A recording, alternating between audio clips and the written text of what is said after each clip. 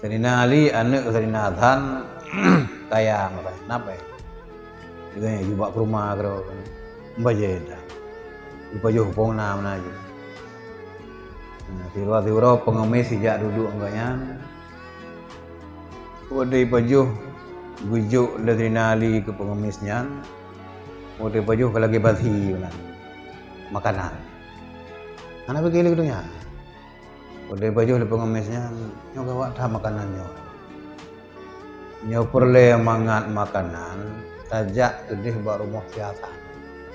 Baru mau Sayyidina Hasan. Hasan kanya. Pengemis hang gede punya yang Sayyidina Ali. Jadi gede. Baru mau Hasan. Ubi makanan le Hasan cukup mangan-mangan. Lupa juga gotro le pengemisnya. Keun wahai Sayyidina Hasan Nabi bacut long bungkuk.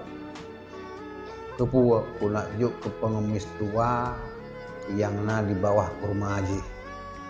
Pada kupajuh makan-makannya ke lagi basi mana. Nyan kon pengemis ke Sayyidina Hasan nya ayah lo Ali bin Abi Thalib. Khalifah. Nyan Khalifah Ali nyang kenyang. Pakan gak nyang semajuh laganya. Iga nyang gepegah han layak long pajuh yang mangan bila rakyat long hanapui pajuh. Pimpin awal. Nyan tingkat zuhud ka. Itu makanan nak pilih. Anak juga kaya. Napeng makanya Hasan. Nak kejak baru mau anak.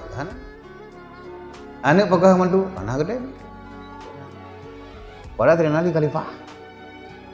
Nyan ayah long kena Hasan. Nyan kan pengemis.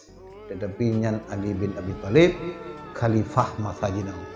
Pakan hanak payuh yang mangan-mangan gak nyan gepegah halaya gepayuh yang mangan-mangan selama urung pimpin dengan nyan matang di. Apa yuk? Anak di mangroy le.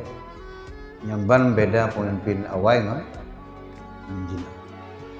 Getem payuh makanan badhi demi rakyat rau. Jinau rakyat budu apa? Kemudian terlalu tapai be. Nyamban Ali bin Abi Thalib membal luar biasa. Merojihkan hana fira-fira, berpur, berduri. Kadang-kadang merumpuk aja lah hai duri yang khalifah. Lagi hana berduri dah, hana boleh, kan? Lagi Umar bin Khattab. Gentak berah gandum ba rumah ngatin. Kukun dia ngatinnya gatat adirol. Yang cocok khalifah sidro daripada Umar bin Khattab. Padanya Umar bin Khattab anak dulu. Dibandingkan Umar bin Khattab cocok roh jadi pemimpin. Ngetim pakor ngasian nak bagandong. Katanya Umar bin Khattab. Hai sudah bahasa katanya. Yang kelong Umar bin Khattab. Prok daripada ibunya. Anak dulu gitu bagai. Yang kedepu sagai kebaga Umar bin Khattab cukup buat akai.